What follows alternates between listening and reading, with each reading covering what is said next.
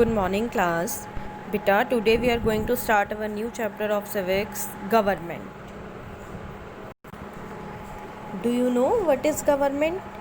बेटा हम सबको पता है कि हमारी कंट्री को सही तरीके से चलाने के लिए एक गवर्नमेंट की ज़रूरत होती है, एक प्रॉपर ऐसी अथॉरिटी की ज़रूरत होती है जो सबको पूरी कंट्री को के ऊपर रूल कर सके, सही तरीके से उसको चला सके। तो बेटा in this chapter we are going to read about the government, meaning उसका, types of government, organs of government, the needs for government, need क्या है गवर्नमेंट की, levels of government in India, importance of democracy. At a glance government types में बेटा 3 types की हैं, democracy, monarchy and third is dictatorship. अब organs of the government कौन कौन से हैं, legislative, executive and judiciary.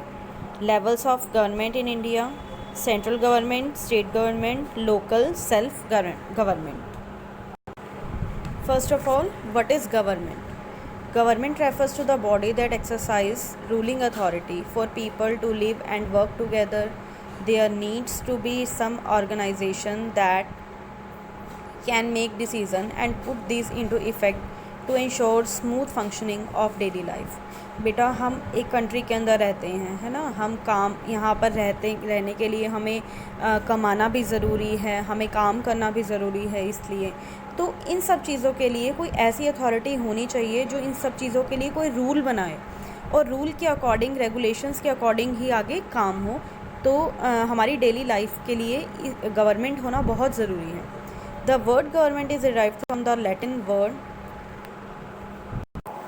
ग्यूब्रियर which means to govern और टू गाइड, जिसका मतलब है गवर्न करना या गाइड करना। As the governing body the government organise the affair of the state and regulates administrative function.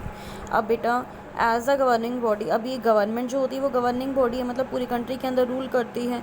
तो ये the government organise the affairs of state, मतलब स्टेट के अंदर, कंट्री के अंदर सेंट्रल गवर्नमेंट जितने भी टाइप के वर्क होते हैं उनको सब ये देखती है। A government works to fulfil the needs of the people and resolve their problems. अब जो गवर्नमेंट है बेटा उसका वर्क क्या होता है, लोगों की ज़रूरतों को पूरा करना और उनकी प्रॉब्लम्स को सॉल्व करना। It functions on behalf of the people of the country bye exercising leadership, taking decision and implementation these decision. अब ये कैसे करती है, लोगों के बिहाफ में काम, लीडरशिप करती है, डिसीज़न लेती है और उन डिसीज़न को इम्प्लीमेंट करती है। टाइप्स ऑफ गवर्नमेंट, गवर्नमेंट के टाइप्स कितनी तरह के हैं? As we know that government is of 3 types. First is democracy.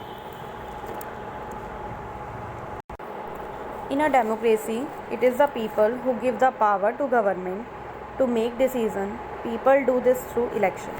अब बेटा डेमोक्रेसी के अंदर जो लोग होते हैं वो गवर्नमेंट को पावर देते हैं कि वो रूल कर सके। अब ये जो करते हैं वो लोग अपना वोट देकर करते हैं, इलेक्शंस के थ्रू होता है। In a democratic system elections are periodic, that is people elect representative from after a fixed number of years. बेटा अब डेमोक्रेसी के अंदर क्या होता है, पीरियोडिक होते हैं इलेक्शन, मतलब थोड़े थोड़े टाइम के गैप में होते हैं।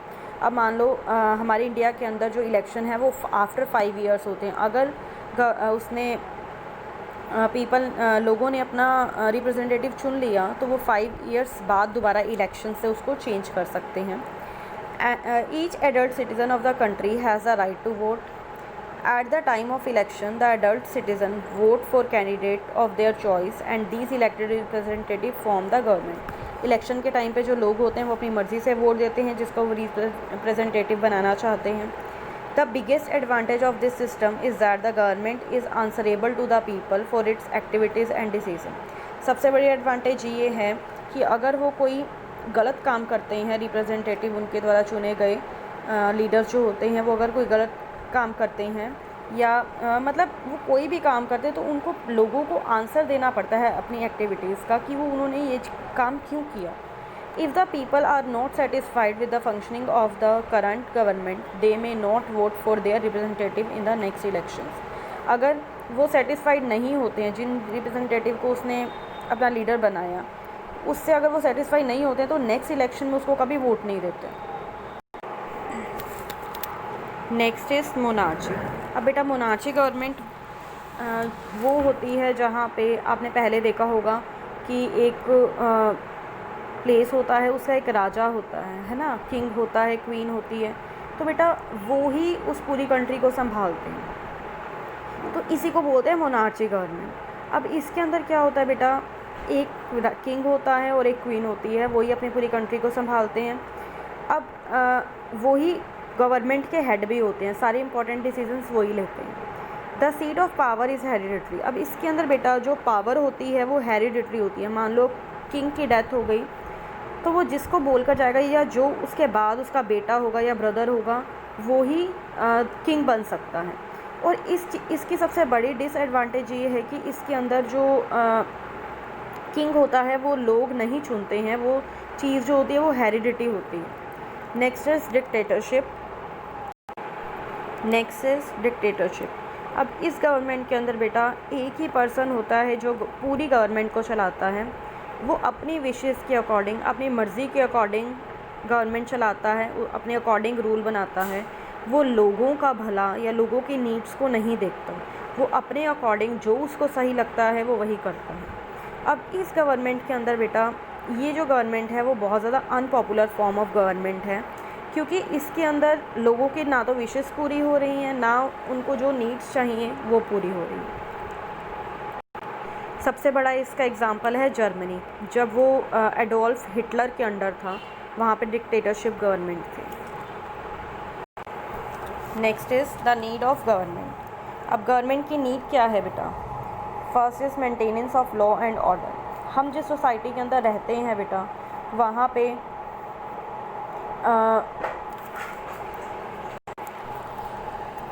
उसके अंदर बेटा पीसफुल तरीके से लाइफ स्पेंड करने के लिए लॉ जो मेंटेन है, लॉ और ऑर्डर जो होते हैं उनको मेंटेन करने के लिए हमें गवर्नमेंट की बहुत बड़ी नीड है बेटा। क्योंकि अगर सोसाइटी के अंदर लॉ और ऑर्डर नहीं होंगे तो हम जो है वो अपनी लाइफ जो है वो पीसफुल तरीके से नहीं स्पेंड कर सकेंगे। किसी को कोई डर ही नहीं होगा अगर गवर्नमेंट नहीं होगी तो वो अपनी मर्ज़ी से कोई भी काम कर सकता है। तो इसलिए ज़रूरी है कि लॉ एंड ऑर्डर को मेंटेन करने के लिए गवर्नमेंट का होना बहुत ज़रूरी है। Defence of the country. The government maintains armed forces to defend the nation. अब हमारी कंट्री के अंदर क्या है बेटा? हमारी कंट्री क्या, सभी कंट्रीज़ के अंदर है, अपनी कंट्री को बचाने के लिए, अपनी कंट्री को मेंटेन रखने के लिए, अच्छे से करने के लिए आर्म्ड फोर्सेस बनाई गई हैं। It also maintains friendly relation with other countries. अब जो गवर्नमेंट है वो कंट्री के अंदर शांति बनाए रखने के लिए बेटा दूसरी कंट्री के साथ अच्छे रिलेशन मेंटेन करती है। Resolution of socio economic problems. अब गवर्नमेंट जो है बेटा वो ये भी देखती है, इन प्रॉब्लम्स का भी सोल्यूशन करती है कि हमारी कंट्री से पॉवर्टी, अनएम्प्लॉयमेंट, डिस्क्रिमिनेशन को कैसे ख़त्म किया जाए। It also takes care of the poor and needy sections of the society. अब जो पुअर होते हैं, जो नीडी होते हैं, उनका भी ध्यान रखती है ना। पुअर्स के लिए अब ये जो इनके पास रहने की जगह नहीं होती तो ये रैन बसेरा और शेल्टर्स बनाई जाती हैं। उनको खाने के लिए खाना भी दिया जाता है, अलग अलग प्रोग्राम्स बनाए के through. Health services and infrastructure.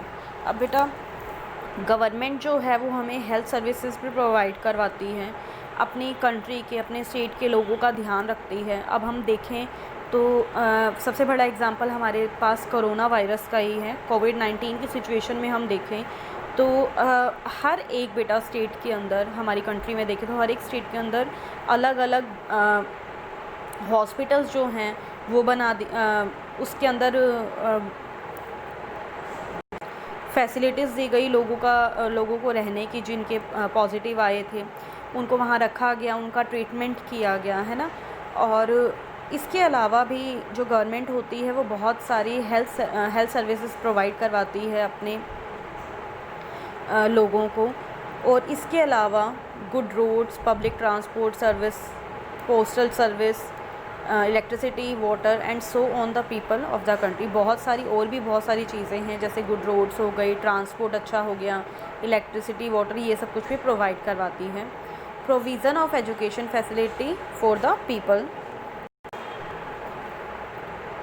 अब बेटा एडुकेट करने के लिए बच्चों को स्कूल भी खुलवाती है, कॉलेज भी खुलवाती है गवर्नमेंट।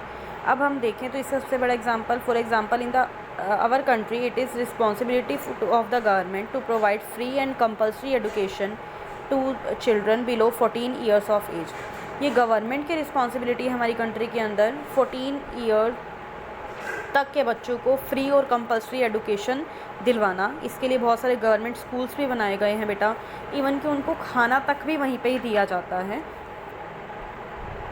उसके बाद भी अगर कुछ बच्चे ऐसे हैं जिनके पास पैसे नहीं हैं हायर स्टडीज़ करने के लिए, तो उनको स्कॉलरशिप भी गवर्नमेंट की तरफ से प्रोवाइड करवाई जाती है। Next is organs of government in India. A government has 3 organs, namely legislature, the executive and the judiciary. These organs perform 3 different functions. Organs of the government, the legislature. Parliament makes law. अब legislature के अंदर क्या होता है बेटा, laws को बनाया जाता है। Executive, government implements laws. अब यहाँ पे जब लॉ बन जाते हैं, जब लेजिस्लेचर लॉ बना देता है, तो उनको इम्प्लीमेंट करने का मतलब लागू करने का जो राइट होता है वो एग्जीक्यूटिव के पास होता है। Third is the judiciary. Judiciary के अंदर कोर्ट्स आ जाते हैं। Interprets laws and decides legal cases. अब ये क्या करता है बेटा, जब लॉ इम्प्लीमेंट भी हो जाते हैं तो वो सही है या नहीं है उसका डिसीजन जुडिशरी के लिए जुडिशरी लेती है। उसके बाद अगर कोई केसेस होते हैं, केसेस फाइल करने हैं या कोई केस करना है, तो हम कोर्ट्स के अंदर जा सकते हैं। Next is levels of government in India. India is divided into 28 states and 9 union territories. India के अंदर अब 28 स्टेट्स और 9 यूनियन टेरिटरीज हैं। The government in India functions at various levels, central, state and local. बेटा government के जो levels हैं वो 3 लेवल्स पे गवर्नमेंट काम करती है, central, state and local government.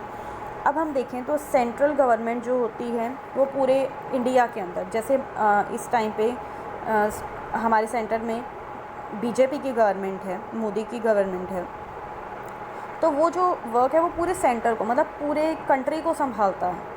उसके बाद जो स्टेट अलग अलग स्टेट्स में डिवाइड कर दी जाती है गवर्नमेंट। अब हम देखें तो इंडिया के अंदर 28 स्टेट्स हैं।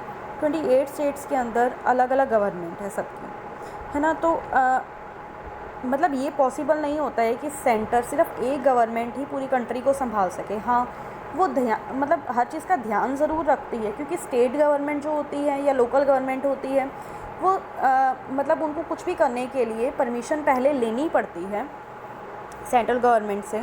अब क्या होता है, स्टेट्स के अंदर अलग अलग स्टेट्स को गवर्नमेंट बना दी जाती है। अब हमारे राजस्थान के अंदर देखें तो हम इस टाइम पे कांग्रेस की गवर्नमेंट है, अशोक गहलोत की। And third one is local government. Local government होती है बेटा जो सिटीज़ में, टाउन्स में या विलेजेस में विलेज पंचायत होती हैं, ये सब क्या होती हैं, ये लोकल गवर्नमेंट ही होती हैं। और highest level of government is the central government. Next is decision making and participation in the democracy. Abraham Lincoln define democracy as a government of the people, for the people and by the people. अब Abraham Lincoln ने ये बोला कि जो democracy है government of the people, for the people, लोगों के लिए है।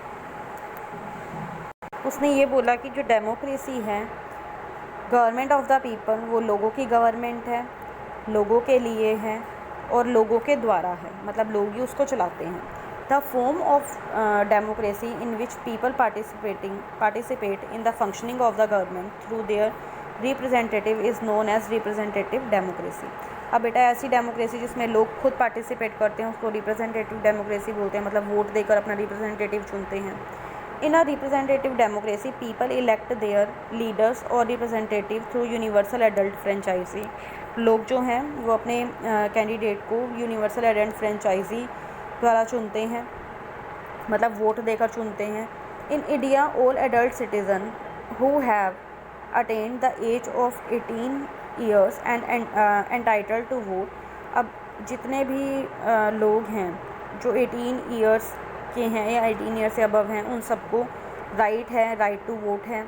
The right to vote is called suffrage और फ्रेंचाइजी। राइट टू वोट को ही सफरेज या फ्रेंचाइजी बोलते हैं। Today all democratic countries enjoy universal adult franchise. अब इस टाइम पे सारी कंट्रीज़ जो हैं यूनिवर्सल एडल्ट फ्रेंचाइजी को इंजॉय कर रहे हैं, मतलब डेमोक्रेसी है। सो दिस इज़ बेटा how the government is important in our day to day life. हमने इसके अंदर सब कुछ लेवल्स ऑफ गवर्नमेंट पढ़े, नीड पढ़ी गवर्नमेंट की, और हमारी लाइफ के अंदर बेटा डेमोक्रेसी की भी बहुत इम्पॉर्टेंस है, क्योंकि ये हमें हमारी डिग्निटी को, हमारी सेल्फ़ रिस्पेक्ट को बनाए रखता है। हम अपने आप रिप्रेजेंटेटिव चुनते हैं और उसके अकॉर्डिंग गवर्नमेंट चलाते हैं, तो इससे हमारी जो सेल्फ़ रिस्पेक्ट है, हमारी जो डिग्निटी है वो बनी रहती है।